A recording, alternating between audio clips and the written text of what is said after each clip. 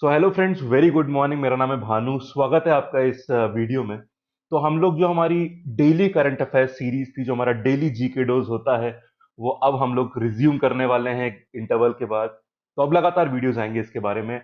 Very very important, let us try to cover the very important things in current affairs और current affairs के master बन जाए। तो आज है 20 अक्टूबर, और एक बार ध्यान रखिएगा, 5 एमसीक्यूज रहेंगे। एंड मैं एक दिन डिले करके बात कर रहा हूं, इन द सेंस कि आज 20 अक्टूबर है, तो आज हम खबरें 19th की लेंगे। और अगर आपने कल पेपर ठीक से पढ़ा है, ठीक है, खबरें ठीक से देखी, तो पांचों के पांचों सवाल आप आंसर कर देंगे। हर क्वेश्चन में I will give you 20 second, ठीक है। तो 20 सेकेंड्स रहेंगे हर सवाल के लिए। प्रॉपर टाइमर चलेगा। And I will be interested to see कि किसके फुल मार्क्स आते हैं, ठीक है।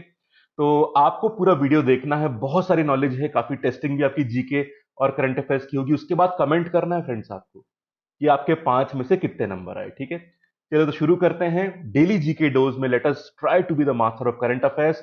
आज है 20 अक्टूबर, आइए शुरू करते हैं, ठीक है। चलिए, तो ये मेरे बारे में कुछ जानकारी है, आप देख सकते हैं इसको। तब तक मैं इस पॉइंटर को नीचे कर दूं, स्क्रीन को, ठीक है। चलिए, चैनल सब्सक्राइब कर लेना फ्रेंड्स, ताकि कोई भी इंपॉर्टेंट वीडियोस मिस ना हो आपके। हर दिन काफी मेहनत से अब हम लोग वीडियोस बनाएंगे। नीचे लाल कलर का बटन, उसको दबा दीजिए, उसके बगल में बेल आइकन भी दबा दीजिए, ताकि आपको सारे नोटिफिकेशंस मिल जाएं, वीडियो मिस ना हो, ठीक है। और टेलीग्राम पर भी हम एक्टिव हैं, ठीक। तो आप टेलीग्राम के सर्च वाले बटन को दबाइए और वहां पे लिख दीजिए कॉन्सेप्ट स्पेस ट्री, या फिर जो इसका एड्रेस है वो देख लीजिए, t.me/concept_tree। ये रहा एड्रेस। आप सीधे इसको भी वो सर्च वाले पे सर्च करेंगे इस एड्रेस को, तो आपको चैनल मिल जाएगा, ज्वाइन कर लीजिएगा। वहां पे डिस्कशन ग्रुप भी है, ठीक है। चलिए शुरू करते हैं। तो फ्रेंड्स, पहला सवाल आपके सामने आने वाला है। अगर 19 तारीख का पेपर सारे ठीक से पढ़े हैं, तो आप पांचों के पांचों आंसर कर देंगे। पर यस, नॉलेज बहुत सारी मिलेगी आपको, और स्कोर बताना है कमेंट सेक्शन में, ठीक है। पार्टिसिपेशन इंपॉर्टेंट रहेगा आपका। आइए शुरू करते हैं, 20 सेकेंड रहेंगे। Let us start. First question, this is the question, your time starts now. Who is the head of the 7 member expert panel on the future course of pandemic commissioned by Department of Science and Technology DST? Option आपके सामने है, M Agrawal, B Bagchi, M Vidyasagar, S K Pal. देखते हैं कितने लोग सही answer करते हैं।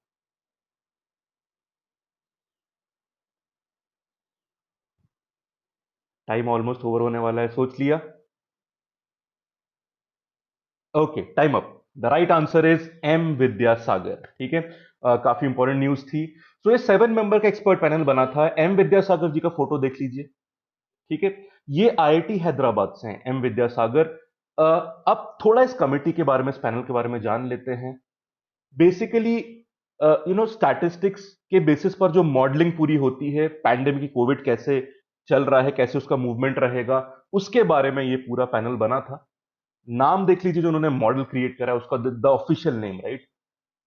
तो Covid 19 India national super model, ये ऑफिशियल नेम है जो जो जो अपना पैनल है उसने क्रिएट किया है। दिस कंप्राइज्ड ऑफ, अच्छा एक बात मैं बता दूं आपको, हेड एम विद्यासागर जी थे, बट बाकी जो नाम है, M Agrawal, B Bagchi, S K Pal, ये भी इस पैनल के मेंबर्स ही हैं, ठीक है। बट आपको चेयरपर्सन का नाम पता होना चाहिए, दैट इज इंपॉर्टेंट, ठीक है। चलिए, तो it is a expert committee of mathematicians and epidemiologist. Epidemiologist वो होते हैं जो किसी भी बीमारी का इंसिडेंस, स्प्रेड, उसको कैसे रोका जाए, प्रिवेंट कैसे करा जाए, उस फील्ड के बारे में रिसर्च करते हैं, ठीक है। अब जो इंपॉर्टेंट इन्फ्रेंसेस यहां पे निकल के आए उनके बारे में जान लीजिए। काफी इंटरेस्टिंग इन्फ्रेंसेस है, काफी इंपॉर्टेंट है। कुछ थोड़ा सुकून देने वाले भी हैं कि कुछ पॉजिटिव एक डायरेक्शन हो सकता है सोसाइटी के लिए। चलिए देखिएगा। सो जो इन्फ्रेंसेस इस मॉडल से निकले, इस पैनल ने जो बताए हैं, that India has cross the peak in September. तो पीक वहां पे क्रॉस हो चुका है, और अर्ली नेक्स्ट ईयर, मतलब फरवरी के आसपास तक केसेस मिनिमल हो जाएंगे। अब ध्यान दीजिएगा, कोविड के जो सिम्टोमेटिक इन्फेक्शन से, it is expected to be capped at 106 lakh symptomatic infection by early next year. फिलहाल अगर मैं बात करूं तो अराउंड वही 75 लाख के आसपास काउंट है, जिसमें से 7,74,000 के आसपास एक्टिव केसेस हैं, ठीक है। तो 106 लाख के आसपास यहां पे कैपिंग बताई जा रही है, ठीक है। और संख्या कम होगी, less than 50,000 active cases by December, तो एक तरफ से डाउनवर्ड मूवमेंट आएगा। कुछ और जरूरी बातें जो बताई हैं कि स्टेप्स लाइक लॉकडाउन या जो और हार्श मेथड्स अपनाए जाते हैं, अब उनसे कुछ खास गेन नहीं होगा। तो इन्होंने क्लियरली बोला है कि कोई नेशन वाइड लॉकडाउन उस तरह के स्टेप ज्यादा फायदेमंद अब नहीं होंगे, ये बात बोली है। दूसरी बात, उन्होंने ये भी बोला है, इसको मैं अगर थोड़ा स्क्रीन को ऊपर कर लूं, ये बहुत जरूरी बात है, अगर कंप्लीट शटडाउन के बारे में सोचना भी है तो कोई पैन इंडिया या स्टेट लेवल पे नहीं सोचना चाहिए। It should be considered at सब डिस्ट्रिक्ट लेवल। सब डिस्ट्रिक्ट लेवल ओनली इफ, मतलब अगर किसी सब डिस्ट्रिक्ट एरिया में या लेवल पे केसेस इतने ज्यादा बढ़ गए हैं कि उस पूरे एरिया में जो मेडिकल कैपेसिटी है वो एक तरह से गिव अप कर रही है, हैम्पर हो रही है सीवियरली, तब सोचना चाहिए। बाकी इन स्टेप्स के बारे में अब नहीं सोचना चाहिए। पर एक जरूरी बात क्या है, these influences are not to be taken literally. ऐसा नहीं कि लोग कंप्लेसेंट हो जाए कि हाँ भाई अब तो फरवरी तक चीजें थोड़ा बेटर होने, नहीं, we should not do that. We don't have to be complacent. These models are primarily to help in policy making. इनको लिटरली नहीं कि मतलब ऐसा हो ही जाएगा, पॉलिसी मेकिंग के लिए हेल्पफुल होते हैं। दूसरी बात, ये सारे प्रोजेक्शन आर डिपेंडेंट कि फेस्टिवल सीजन जो आ रहा है उसमें एकदम से केसेस स्पाइक या बढ़े नहीं। दूसरा, कोई वायरस कोविड का म्यूटेशन ना हो, उस वायरस का म्यूटेशन ना हो, अलग अलग रूप ना ले, कोई और रास्ते पर ना निकल जाए, उस तरह की बात है। तो इन सब चीजों पे डिपेंडेंट है ये सारे प्रोजेक्शन। तो there are some conditions and assumptions जिन पे चलेगा। तो ये एक तरह की स्टडी है। फैक्चुअल बातें भी मैंने बता दी आपको, चेयरपर्सन का नाम भी बता दिया मैंने आपको, M Vidyasagar. But let us not be complacent. Social distancing, mask, sanitiser, जो भी नॉर्म्स हैं उसका फॉलो करना बहुत जरूरी है। ठीक है, चलिए बाकी एग्जाम के लिए भी it's a very important fact. And this panel was established by department of science and technology. आइए अगला सवाल तैयार है, उसके लिए 20 सेकंड मिलेंगे, सही आंसर उसका भी देना है आपको। This is the question, your time starts now. Who is the chairperson of the 15th finance commission? Ashok Lahiri, N K Singh, A N Jha, Anup Singh. देखते हैं इसका आंसर कितने लोग सही कर पाते हैं। ये तो वैसे काफी न्यूज में चल रहा है। बस समय ऑलमोस्ट ओवर होने वाला है। क्या 20 सेकंड देना सही है? इस पे भी कमेंट करिएगा कि आपको और समय की जरूरत लगती है। Time up. The right answer is an K Singh. पहले फोटो देख लीजिए, ये मिस्टर एन के सिंह। देखिए फ्रेंड्स, फाइनेंस कमीशन का काम क्या होता है, पहले तो जान लीजिए कि it's a constitutional body. Finance commission is a constitutional body. Article 280 में इसके प्रोविजन दिए हुए हैं फाइनेंस कमीशन के। काम क्या होता है, it is constituted by the president of India. और काम क्या होता है, डिवोल्यूशन ऑफ फंड्स और tax revenue between centre and the state and between the states. तो जो भी टैक्स रेवेन्यूज होती हैं उनको सेंटर और स्टेट के बीच में कैसे बांटा जाएगा और स्टेट्स के बीच में आपस में कैसे बांटेंगे, इसकी रिपोर्ट फाइनेंस कमीशन देती है। तो बहुत जरूरी रोल यहां पे फाइनेंस कमीशन का होता है। ठीक है, अभी जो फाइनेंस कमीशन है इसकी रिपोर्ट बस फाइनेंस कमीशन सबमिट करने ही वाली कुछ दिनों में, वो देगी डिवोल्यूशन ऑफ फंड 2021-22 और 2025-26। ये जो 5 साल का ड्यूरेशन रहेगा ना, इस ड्यूरेशन के लिए जो फंड डिवोल्यूशन या डिस्ट्रीब्यूशन होना चाहिए उसकी जानकारी फाइनेंस कमीशन देगी। नंबर है 15 वाला, जिसके चेयरपर्सन है एन के सिंह जी। ठीक है, खैर तो इनके इंटरव्यूज भी काफी आते रहते हैं, जानकारी काफी देते रहते हैं, अपने ओपिनियंस और इंफॉर्मेशंस। तो खबर ये भी आई थी कि इन्होंने बोला है कि आप जानते हैं ना कि जीएसटी में सेंटर और स्टेट के बीच में जो कॉम्पनसेशन पे होना चाहिए उसके बीच में काफी खबरें चलती हैं। उसके बारे में इन्होंने बोला है कि देखिए, जब जीएसटी लगा था तो ऐसी बात थी कि स्टेट्स को शायद कुछ रेवेन्यू लॉस हो सकता है, इसलिए एक ऑफिशियल एक्ट आया था, एक स्टैट्यूटरी क्लॉज आया था कि दे विल बी कॉम्पनसेशन, जो स्टेट को पे करा जाए कुछ समय तक कॉम्पनसेशन पे करा जाएगा। और ये स्टैट्यूटरी प्रोविजन था, मतलब इसके लिए एक्ट आया था प्रॉपर। एक्ट मतलब स्टैट्यूट जो बोलते हैं ना। ठीक है, अब उसमें इन्होंने ये बोला है कि जीएसटी में जो स्टेट को उनके रेवेन्यू लॉस के लिए कॉम्पनसेट करने के लिए जो कॉम्पनसेशन एक्ट है, जो कॉम्पनसेशन पे होगा उसके लिए एक सेस लगेगा, जिसको हम जीएसटी कॉम्पनसेशन सेस बोलते हैं। सेस क्या होता है, टैक्स पे जब टैक्स लगता है। ठीक है, तो जीएसटी पे जो सेस लगेगा, मतलब टैक्स पे टैक्स लगेगा, उससे जो पैसा आएगा उसको सेंटर इस्तेमाल करेगा स्टेट्स को कॉम्पनसेट करने के लिए। तो एनके सिंह जी ने ये बोला है कि जो सेस है उसको और लंबे समय तक लेने की जरूरत पड़ सकती है, शायद 2025 या 26 तक। तो और लंबे समय तक जीएसटी कॉम्पनसेशन सेस लिया जा सकता है। तो एक्सटेंशन वहां पे पॉसिबल है कि और लंबे समय तक लिया जाएगा। एक बात और, उन्होंने एक और बात बोली कि जो ये कॉन्फ्लिक्ट चल रहा है सेंटर और स्टेट के बीच में, से थोड़ा एग्जैगरेट करा जा रहा है। ठीक है, द रियलिटी इज दैट कि स्टेट और सेंटर दोनों ही, आप जानते हैं कि जीएसटी काउंसिल होती है, उसमें सब लोग माथापच्ची कर रहे हैं, ब्रेनस्टॉर्मिंग कर रहे हैं, कैलिब्रेशन कर रहे हैं कि किस तरह से बेस्ट पॉसिबल रास्ते निकल सकते हैं। क्योंकि ऑब्वियसली भी रेवेन्यू थोड़ी कम हुई है कोविड की वजह से, तो किस तरह से कॉम्पनसेशन स्टेट को दिया जाए उसके बारे में पूरी अभी डिसीजन चल रहे हैं, कुछ हो भी चुके हैं। तो इस कॉन्फ्लिक्ट को एग्जैगरेट थोड़ा करा जा रहा है। दोनों पूरी कोशिश कर रहे हैं कि बेस्ट पॉसिबल रास्ता लिया जाए। एनीवेज, तो क्लियर हो गया। फाइनेंस कमीशन आर्टिकल 280, कौन सा ड्यूरेशन पे 15 फाइनेंशियल कमीशन ऑपरेट कर रही है, सेस की जानकारी, और फिर जीएसटी कॉम्पोनेंट सेस के बारे में जो एनके सिंह जी ने बोला। एक बात और, जो भी बातें फाइनेंस कमीशन के चेयरपर्सन बोलते हैं, they are very the Bible of, आप मान सकते हैं कि फाइनेंस की फील्ड की, तो उनकी बातें बहुत जरूरी होती है। कभी आपको एग्जाम में कोट करना है, इंटरव्यू में कोट करना है, जीडीज में कोट करना है, बहुत इंपॉर्टेंट सोर्स माना जाता है चेयरपर्सन ऑफ फाइनेंस कमीशन। ठीक है, क्लियर है बात, तो ध्यान रखिएगा। ये सवाल मुझे उम्मीद है कि दोबारा भी जल्दी वापस आएगा। क्वेश्चन नंबर 3 पे चलते हैं, 20 सेकंड है, देखते हैं इसे कौन सही आंसर करता है। This is the question and your time starts now. Skinks of India जो रिपोर्ट होती है, उसे पब्लिश किसने किया है? डीएसटी, यूएनईपी, डब्ल्यूआईआई या ZSI? Question from the field of environment. Reports की बहुत बातें होती हैं और ये रिपोर्ट तो क्लाइमेट और एनवायरमेंट की फील्ड से है। Very very important. चलिए, the right answer is ZSI, geological survey of India ने इस रिपोर्ट को पब्लिश किया है। फ्रेंड्स, एक बात पूछूं आपसे, स्किंक्स क्या होते हैं? देखो, अगर स्किंक्स का मतलब पता है तो एक ज्यादा हाई चांस है कि आप सही आंसर तक पहुंच पाएंगे। स्किंक्स क्या होते हैं? Any idea? कितने लोगों ने वर्ड पहली बार सुना है? चलो मैं आपको फोटो दिखाता हूं, स्किंक्स क्या होते हैं। ये होता है, ठीक है।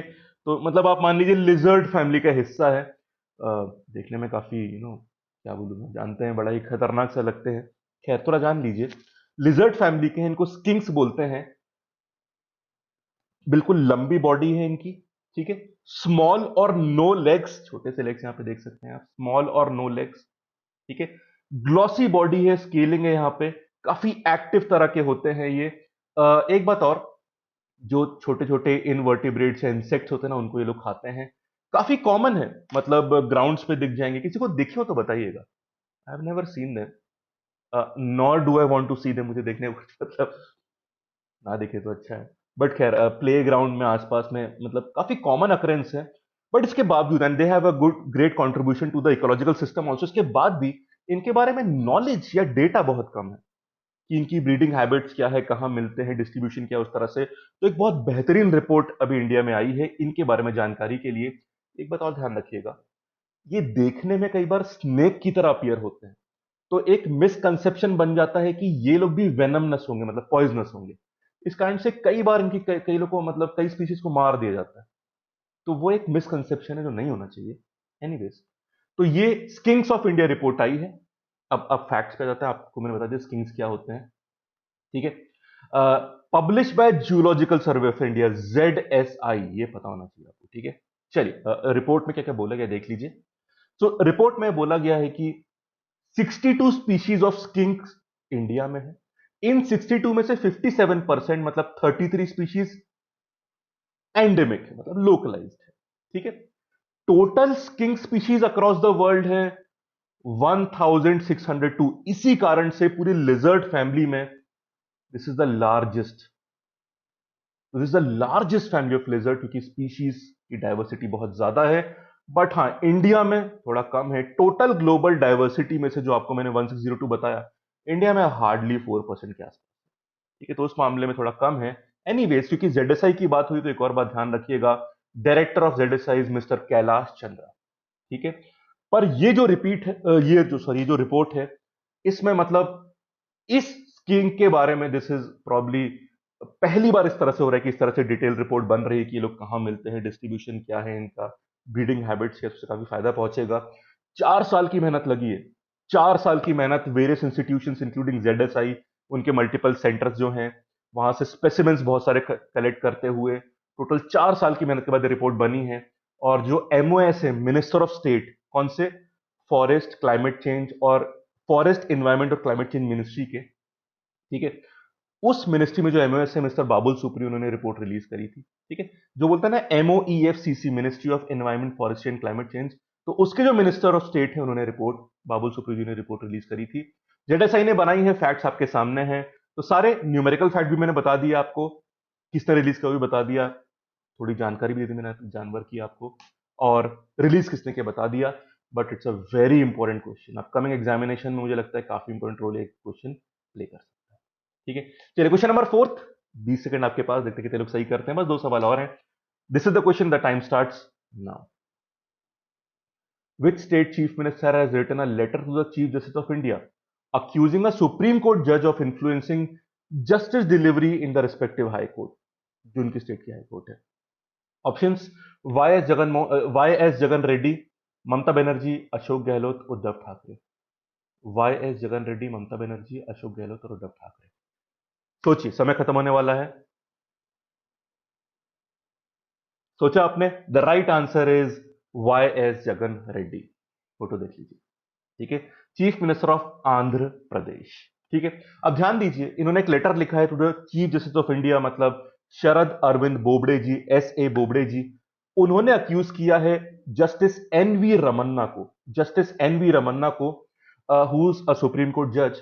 और उन्होंने बोला है इस पूरे एक्विजिशन में किसको अक्यूज किया है, एक तो सुप्रीम कोर्ट जज एन वी रमन्ना, उसके अलावा आंध्र प्रदेश हाई कोर्ट के चीफ जस्टिस और कुछ और जजेस को। ठीक है, तो बेसिकली वैसे कंट्रोवर्सी ये हो गई है, इसमें कई पक्ष बन गए। कुछ पक्ष कह रहे हैं कि इज इट रियली फेयर भाई, supreme court is a very important pillar of the democracy, it has to be independent, impartial, और there should be powers given to the supreme court जजेस की कोई इस तरह से अलीज ना कर पाए, डिफेम ना कर पाए। तो क्या ये सही था इस तरह से सीएम का लिखना? दूसरा, अगर अक्यूज किया है तो क्या ये अक्यूजिशन पब्लिक होने चाहिए थे? That is the again a very important thing.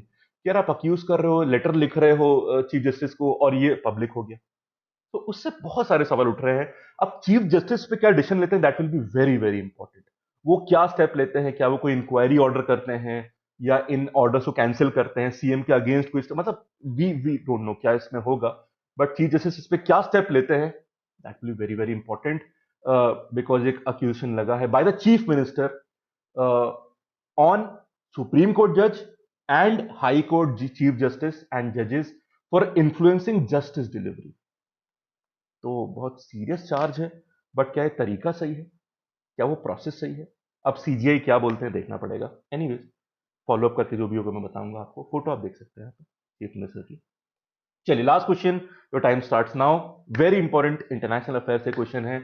Recently Israel has formally established diplomatic ties with which Arab country? Israel जो कि ज्यूइश स्टेट है और अरब के बीच में अक्सर लड़ाइयां रही हैं, पर वक्त बदल रहे हैं, रिश्ते बदल रहे हैं। UAE, Bahrain, Jordan, Egypt. ठीक है, सबसे रिसेंट कुछ दिन पहले ही हुआ है, मतलब संडे को ही हुआ है।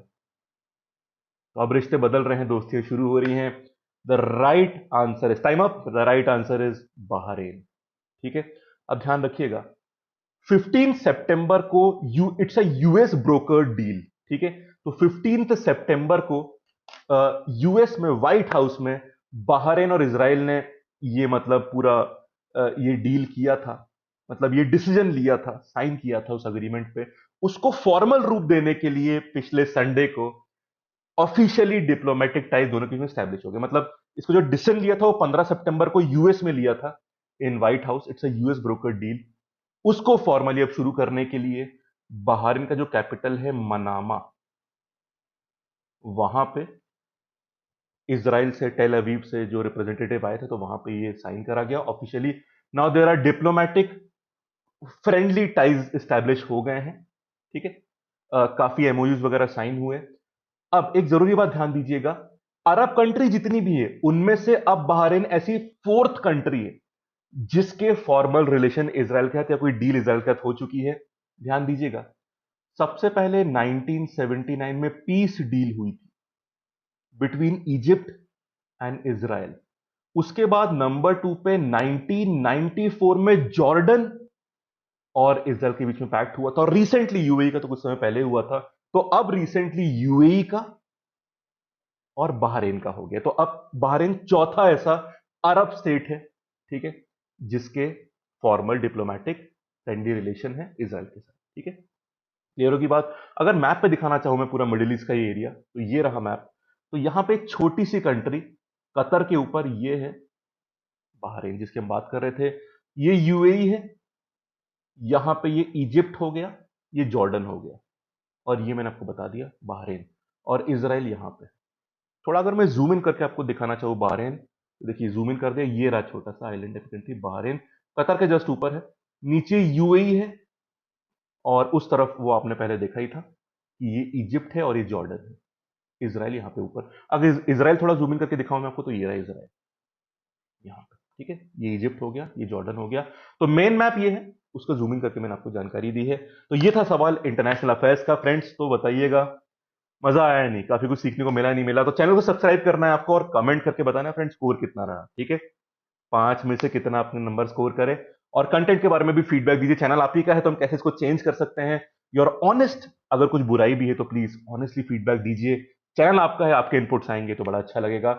जो भी अच्छा है कमेंट करिए, जो भी बुरा है कमेंट करिए। एक कमेंट से ट्रस्ट में बहुत मोटिवेट फील होता है, बड़ी अच्छी फीलिंग आती है, मोटिवेशन फील होता है कि और बढ़िया चीज बनाई जाए आपके लिए। ठीक है फ्रेंड्स, तो थैंक यू सो मच। अगले वीडियो में कल मुलाकात होगी। Thank you, have a nice day, और कमेंट्स का इंतजार रहेगा आपके। ठीक है।